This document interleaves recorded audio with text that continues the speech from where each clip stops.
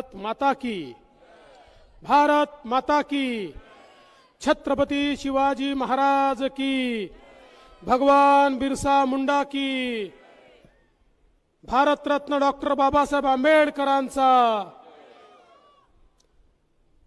हिंदवी स्वराज्याचे सरसंस्थापक छत्रपती शिवरायांना मानाचा मुजरा करतो। भारतीय राज्यघटनेचे शिल्पकार आणि ज्यांची आज जयंती आहे असे महामानव भारतरत्न डॉक्टर बाबासाहेब आंबेडकर यांना मानवंदना अर्पित करतो।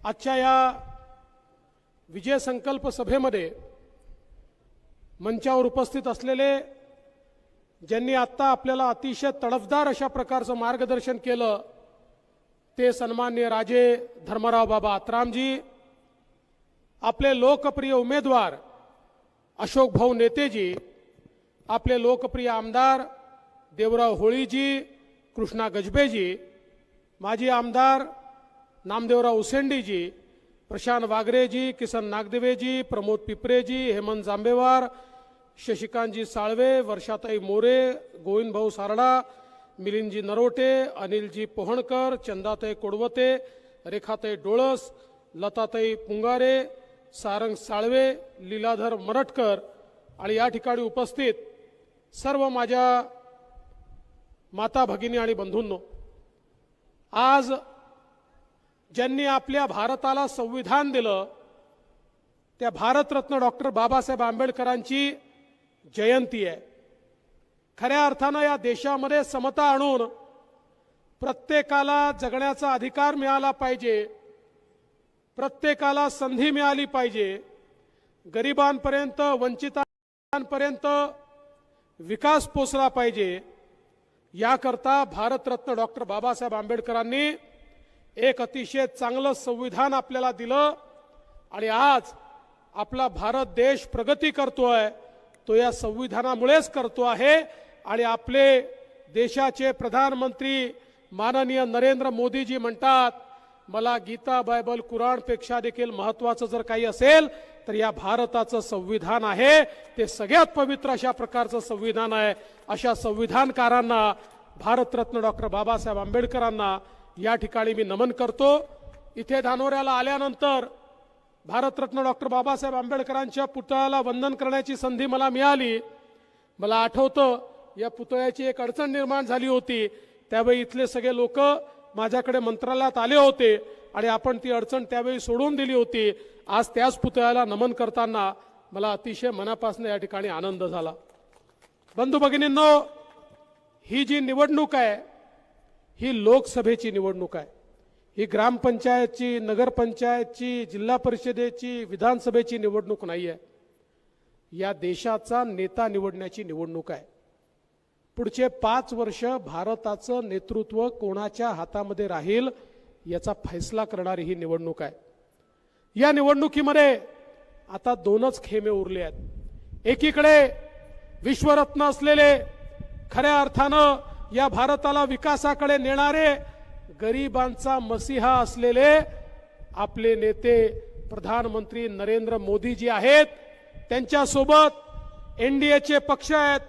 महाराष्ट्रामध्ये एकनाथरावजी शिंदे आहेत, महाराष्ट्रामध्ये आपले अजितदादा पवार आहेत, आपले आठवले साहेब आहेत, या ठिकाणी राज ठाकरे आहेत, या ठिकाणी आपले सगळे महायुतीचे नेते आहेत आणि दुसरीकडे राहुल गांधी आहेत आणि त्यांच्यासोबत शरद पवार आहेत, उद्धव ठाकरे आहेत, 22 वेगवेगळे पक्ष आहेत। पण हे 2 या ठिकाणी गट कसे आहेत? एकीकडे मोदीजींचं पॉवरफुल इंजिन आहे, त्याला वेगवेगळ्या पक्षांचे डबे लागले आहेत। आपल्या या गाडीमध्ये जी विकासाची आपली गाडी आहे, सामान्य माणसाला बसायची जागा आहे। दीन दलित, गोर गरीब, आदिवासी, शेतकरी, शेतमजूर, महिला, अल्पसंख्याक, ओबीसी सगळ्यांना बसण्याची जागा असलेली मोदीजींची विकासाची गाडी आहे। राहुल गांधींची गाडी कशी आहे? त्याला डब्बेच नाही आहे, नुसतं इंजिन आहे। एक इंजिन राहुल गांधींचं आहे। राहुल गांधी म्हणतात मी इंजिन आहे, शरद पवार म्हणतात मी इंजिन आहे, उद्धव ठाकरे म्हणतात मी इंजिन आहे, लालू प्रसाद यादव म्हणतात मी इंजिन आहे, ममता बॅनर्जी म्हणते मी इंजिन आहे, स्टॅलिन म्हणतो मी इंजिन आहे. म्हणजे सगळे इंजिन आहे, कोणी डब्बाच नाही आहे. आता मला सांगा, इंजिन मध्ये कोणाला बसायची जागा असते का? इंजिन मध्ये फक्त ड्रायव्हर बसतो, सामान्य माणूस इंजिन मध्ये बसू शकत नाही. बरं, यांचे इंजिन वेगवेगळ्या दिशेने लागले आहेत. राहुल गांधींचं इंजिन उत्तरेकडे आहे तर उद्धव ठाकरेचं दक्षिणेकडे आहे, शरद पवारांचं पश्चिमेकडे आहे तर अजून यांचं पूर्वेकडे आहे. त्यामुळे यांची गाडी काही पुढे जातच नाही. यांची गाडी जागेवरच बंद पडलेली गाडी आहे. ही थकलेली गाडी आहे, ही दबलेली गाडी आहे, ही संपलेली गाडी आहे. या देशामध्ये सामान्य माणसाच्या विकासाची एकच ट्रेन आहे, ती म्हणजे नरेंद्र मोदींची. मोदीजींच्या नेतृत्वात सामान्य माणसाच्या जीवनामध्ये परिवर्तन करण्याचं काम गेले 10 वर्षे झालं आणि पुढच्या काळामध्ये होणार आहे. 10 वर्षामध्ये मोदीजींनी देश बदलून दाखवला. आपल्या देशामध्ये मोदीजींच्या नेतृत्वात 20 कोटी लोक असे आहेत जे कच्च्या घरामध्ये राहायचे, जे झोपडीमध्ये राहायचे. अशा 20 कोटी लोकांना पक्कं घर, त्यांचं स्वतःचं घर देण्याचं काम मोदीजींनी केलं. आणि मला सांगताना आनंद वाटतो, या 20 कोटी लोकांमध्ये सर्वात जास्त दलित आणि आदिवासी समाजाचे लोक आहेत की ज्यांना पक्की घरं त्या ठिकाणी मिळाली आहेत. आज जवळपास 55 कोटी लोकांना म्हणजे 11 कोटी घरांमध्ये मोदीजींनी शौचालय दिलं. 10 कोटी घरांमध्ये मोदीजींनी गॅस दिला. आज स्वातंत्र्याच्या 70 वर्षानंतर देशामध्ये 50 कोटी लोक असे होते की ज्यांच्या घरापर्यंत नळ पोचला नव्हता. जिथे आमच्या महिलांना, भगिनींना त्या ठिकाणी हंडा घेऊन विहिरीवर आणि नदीवर जावं लागायचं, आज त्या 50 कोटी लोकांच्या घरापर्यंत नळ पोचवण्याचं काम मोदीजींनी केलं. आणि पुढच्या 2 वर्षामध्ये एकही घर देशातलं असं असणार नाही की ज्या घरामध्ये शुद्ध पिण्याचं पाणी नळाच्या माध्यमातून पोचत नाही.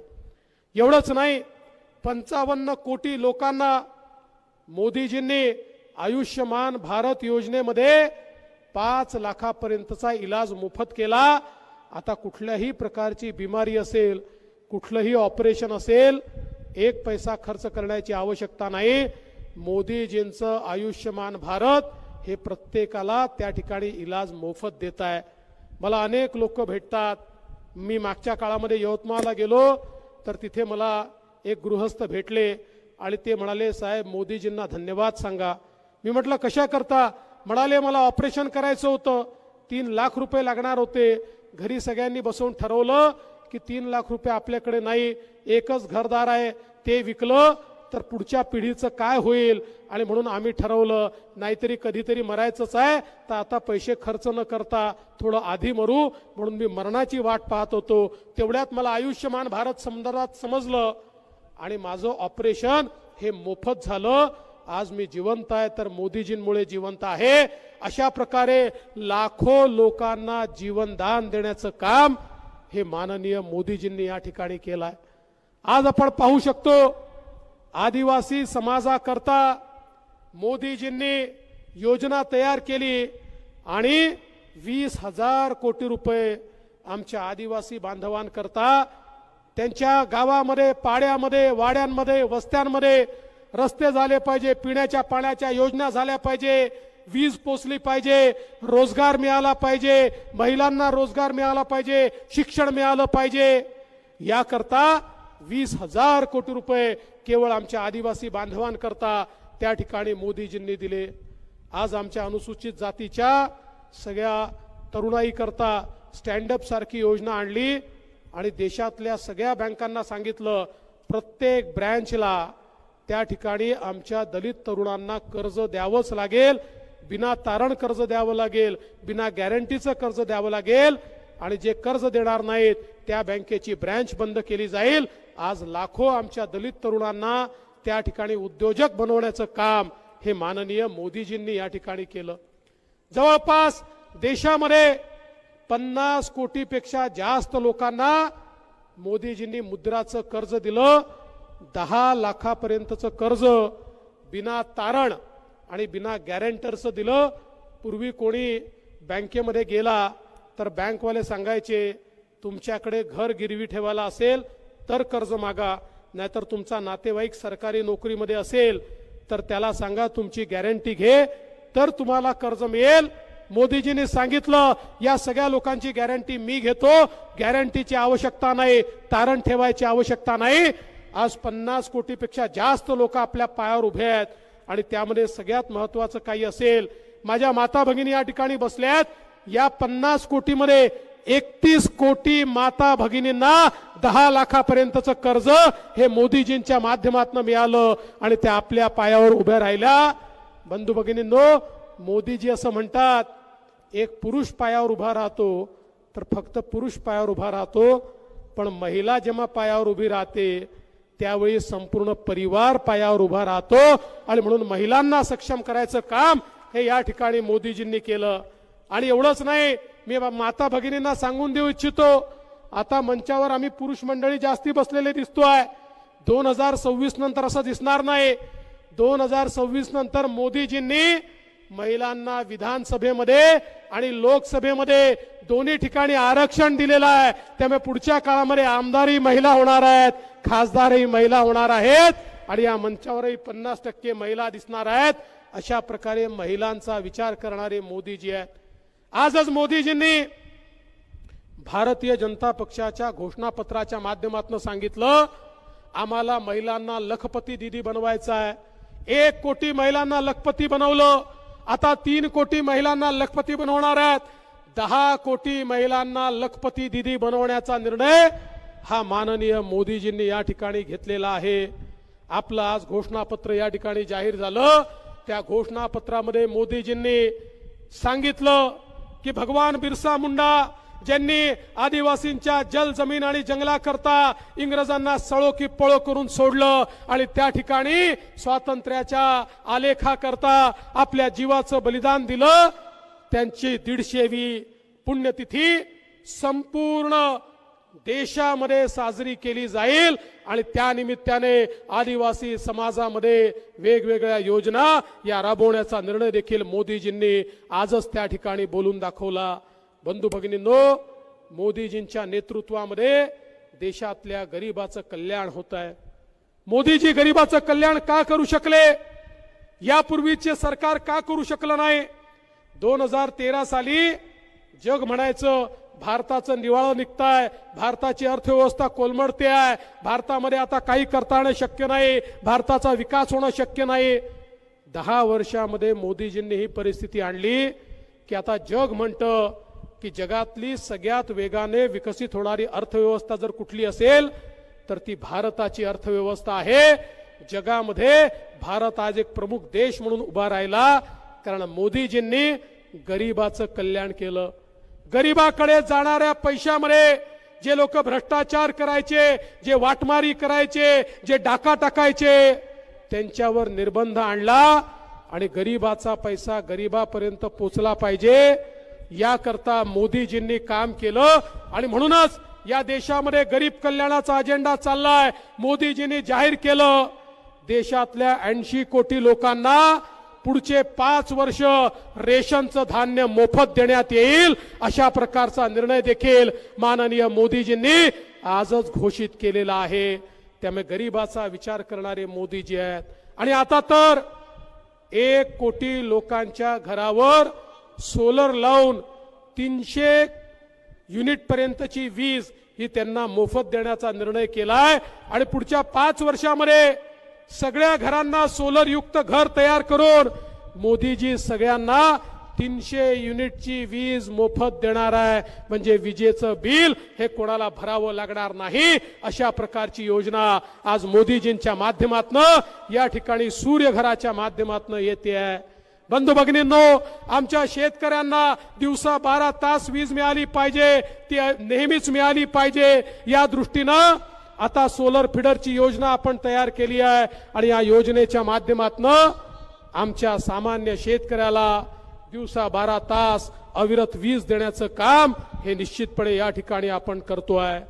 मगाशी होळी साहेबांनी सांगितलं राज्य सरकारच्या माध्यमातून आमच्या धानोऱ्याला या ठिकाणी आपण नगरपंचायत दिली, या ठिकाणी तालुका क्रीडांगण दिलं, उपजिल्हा रुग्णालय या ठिकाणी दिलं, आपल्या शॉपिंगचे ओटे या ठिकाणी आपण तयार केले, वेगवेगळ्या प्रकारचं काम या ठिकाणी केले आणि हे सगळं करत असताना माननीय गडकरी साहेबांच्या नेतृत्वात, मोदीजींच्या नेतृत्वात आमच्या अशोकराव नेत्यांनी मोठ्या प्रमाणात या जिल्ह्यामध्ये रस्त्यांचं नेटवर्क तयार केलं। आज राष्ट्रीय महामार्गाचं काम चाललेलं आहे, त्या ठिकाणी छत्तीसगडमध्ये जाणारा रस्ता, नारायणपूरला जाणारी रेल्वे, या सगळ्या गोष्टी या ठिकाणी होतात कारण पाठपुरावा करणारे आमचे या ठिकाणी सन्माननीय खासदार अशोकरावजी नेते आहेत। अशोकरावजी नेते यांनी 10 वर्षामध्ये सातत्याने देशाच्या लोकसभेमध्ये गडचिरोलीचे विषय मांडले आणि विकासाचा निधी या ठिकाणी आणला। 14,000 कोटी रुपये विकासाचे या गडचिरोलीमध्ये आणले। अशोकराव नेते एक सज्जन व्यक्ती आहे। अशोकराव नेत्यांच्या डोक्यामध्ये खासदारकी गेली नाही, त्यांनी कधी कोणाचा अपमान केला नाही, ते कोणाशी उर्मटपणे बोलत नाही, आलेल्या प्रत्येक व्यक्तीचा सन्मान करतात आणि या ठिकाणी खऱ्या अर्थानं एक जनतेचा सेवक म्हणून काम करतात। पण आज किती दुर्दैवी आहे, विरोधी पक्षाच्या लोकांनी त्यांना तर गडचिरोलीतील उमेदवार मिळाला नाही, त्यांना चंद्रपूरमध्ये उमेदवार मिळाला नाही, बाहेरून उमेदवार घेऊन आले आणि बाहेरचा उमेदवार आणून आज ते आमच्या अशोकराव नेतेंवर या ठिकाणी आरोप करतायत। त्यांना हे पाहवत नाही आहे, एक गरीब आदिवासी घरचा मुलगा हा मोदी साहेबांसोबत विकास करतोय हे त्यांना पाहवत नाही आहे आणि यांची मती इतकी फिरली आहे। अरे या गडचिरोलीमध्ये जो मानानेही राजा आहे आणि मनानेही राजा आहे असे आमच्या धर्मराव बाबा आत्राम यांची अक्कल काढायला आहे निकाले। अरे यांचीच अक्कल आता त्या ठिकाणी शून्य झालेली आहे। धर्मरावांनी गेले 40 वर्ष या गडचिरोलीमध्ये जनसामान्यांकरता काम केलेलं आहे आणि बंधू भगिनींनो कशी आहेत बघा, यांना पैशाच्या पलीकडे काहीच दिसत नाही। नामदेवराव उसेंडी आज आमच्या सोबत या ठिकाणी आले कारण नामदेवराव उसेंडी यांनी ज्या वेळेस काँग्रेसला तिकीट मागितलं त्यांना विचारलं पैसे आहेत का सांगा, ते म्हणाले मी पण गरीब आहे, माझी डॉक्टर आहे, माझ्याकडे काही फार पैसा नाही आहे। मग म्हणाले हा जो आम्हाला उमेदवार मिळालेला आहे, आता ज्याला उमेदवारी दिली आहे, याच्याकडे दारूचा पैसा खूप आहे, हा पैसा खर्च करून निवडून येईल, उसेंडी तुम्ही घरी बसा। मी उसेंडींना म्हटलं आता काँग्रेसमध्ये राहून फायदा नाही, उसेंडीजी जनतेची सेवा करायची असेल तर भारतीय जनता पक्षासोबत या, ते देखील आता या ठिकाणी सोबत आलेले आहेत। बंधू भगिनींनो, आज ज्या प्रकारे देश बदलतोय, देशामध्ये जे परिवर्तन होत आहे हे आपण सगळे या ठिकाणी डोळ्यांनी पाहत आहेत। पण मोदीजींनी काय सांगितलं? मोदीजींनी सांगितलं गेले 10 वर्ष जे मी केलं ये तो केवल ट्रेलर था, पिक्चर अभी बाकी है। असली पिक्चर अजून बाकी आहे। पुढच्या 5 वर्षामध्ये या भारताला एक आर्थिक महासत्ता मी बनवणार आहे, भारताची गरिबी संपवणार आहे, भारताची भूकमरी मी संपवणार आहे, भारताच्या दीन दलित गोरगरीब आदिवासी शेतकरी शेतमजूर महिला ओबीसी अल्पसंख्याक यांच्या जीवनामध्ये एक गुणात्मक परिवर्तन मी आणणार आहे।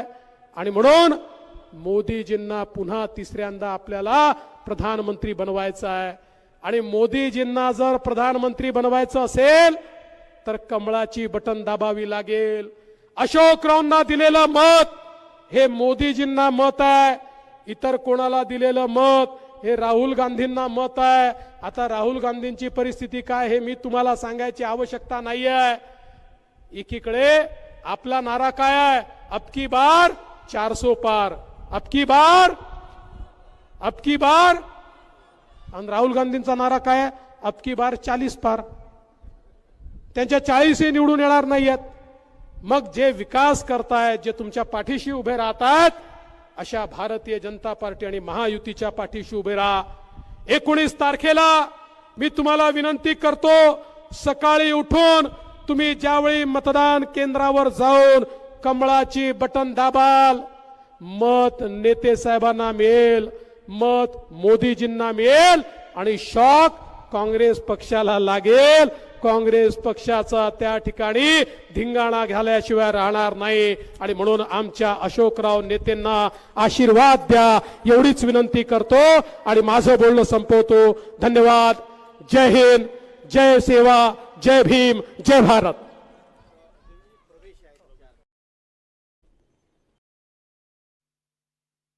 भारत माता की, भारत माता की, छत्रपती शिवाजी महाराज की, धर्मवीर छत्रपती संभाजी महाराज की, विश्वरत्न डॉक्टर बाबासाहेब आंबेडकरांचा जय श्रीराम, जय जय श्रीराम.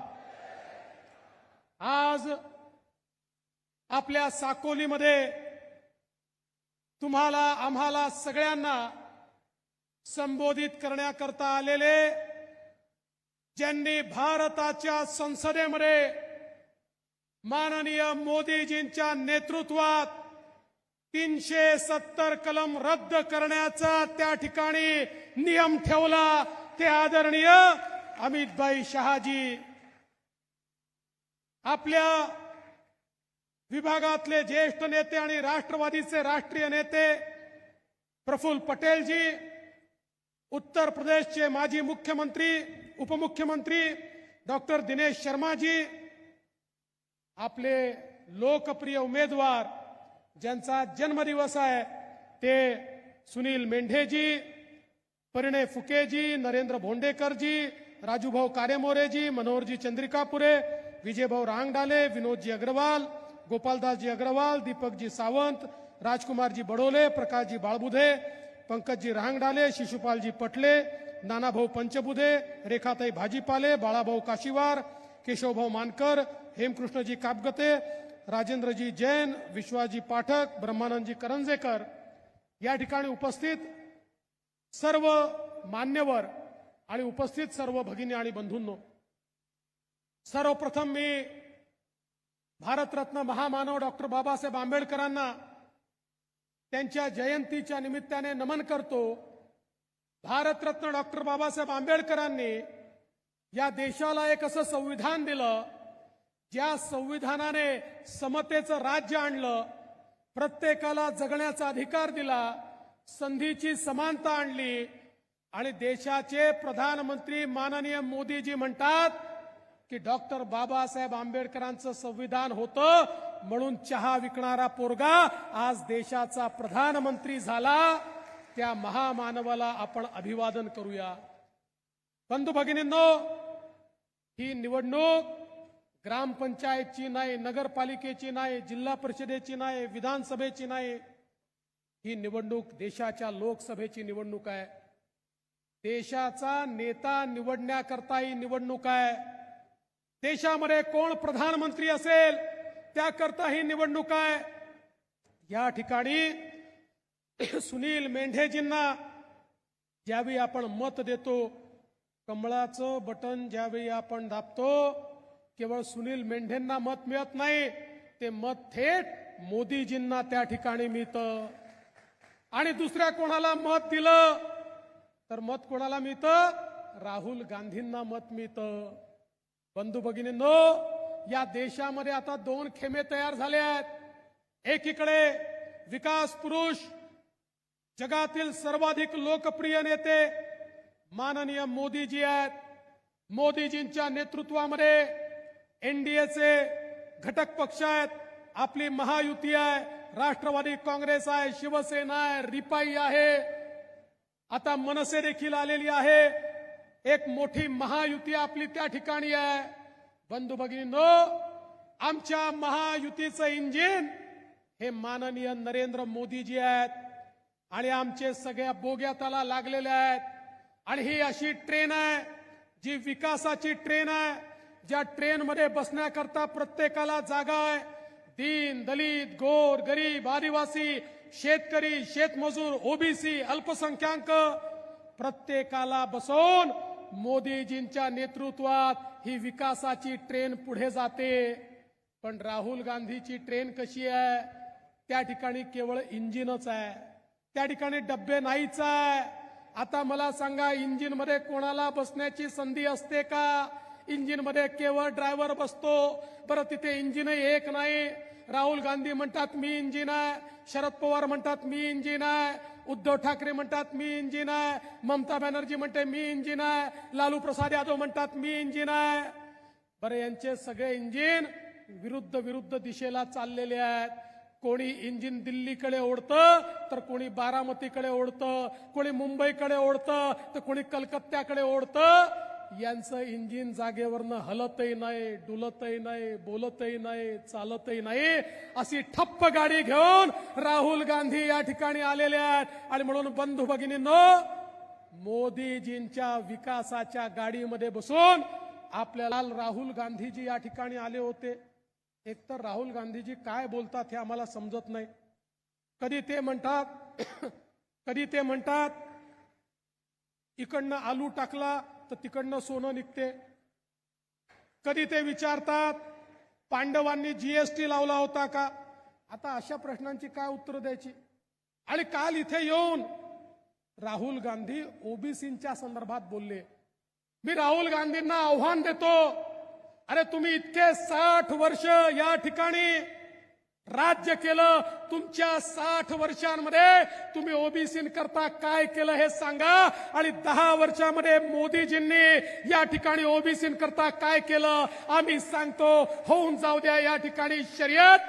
अरे तुमच्यापेक्षा 10 पट जास्त गोष्टी आम्ही केल्या, म्हणून आज या देशातला ओबीसी समाज आमच्या पाठीशी आहे.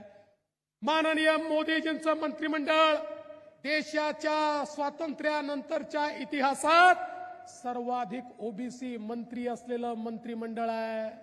या महाराष्ट्रामध्ये इतके वर्ष तुमचं राज्य होतं, तुम्ही ओबीसी मंत्रालय बनवलं नाही. ज्यावेळेस आमचं राज्य आलं, मी मुख्यमंत्री झालो, त्यावेळेस ओबीसी मंत्रालय बनवलं. या महाराष्ट्रामध्ये आजपर्यंत ओबीसी हिताचे 30 निर्णय झाले.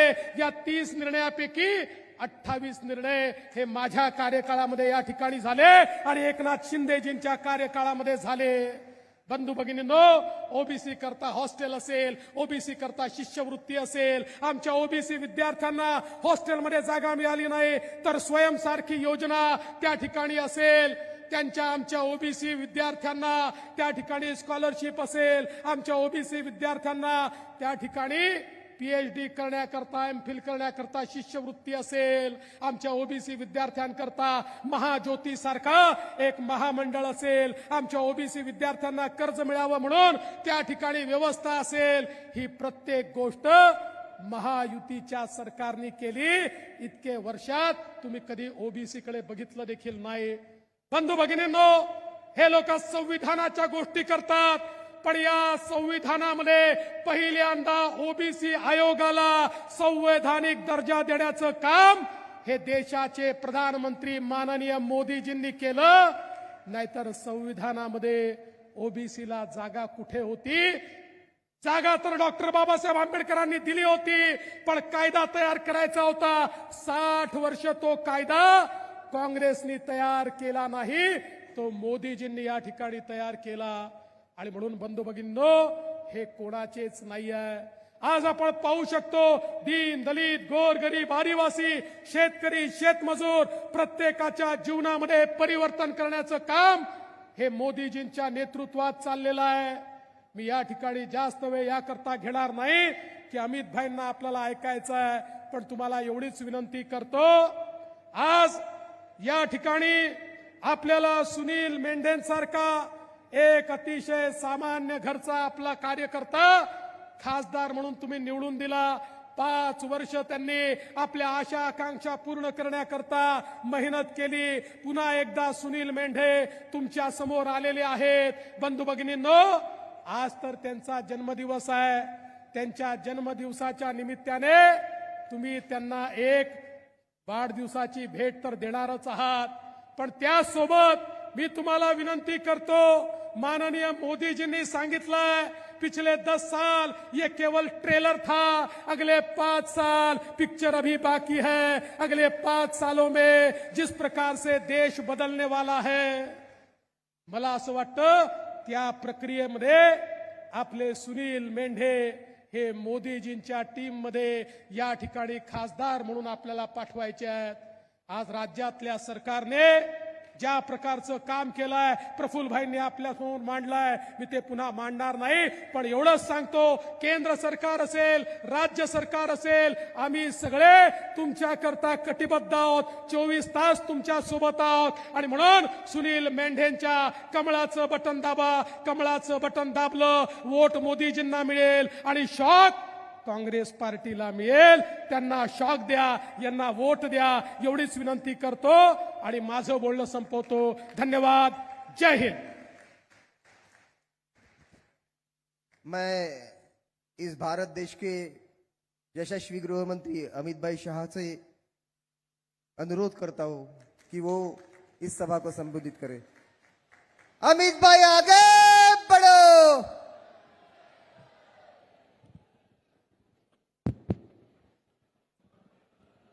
मेरे साथ बोलिए, भारत माता की। क्यों भाई?